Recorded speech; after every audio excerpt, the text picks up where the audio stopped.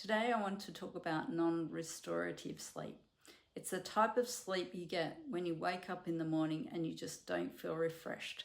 I think we've all been there and know that feeling.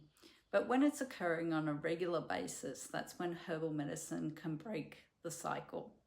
Herbal medicine helps your body relax so that you can get that deeper, restful sleep. But figuring out what herb you need to restore your sleep can be tricky.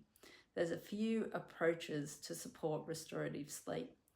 We can address the adrenals. This class of herbs are known as tonics. Or perhaps you do better with a class of herbs called adaptogens, which help break the vicious cycle of stress. By taking a careful case history, we can choose the appropriate class of herbs.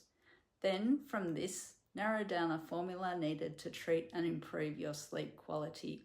So if you would like a herbal tonic to improve your sleep and get a more deeper, restful night of sleep, then please reach out.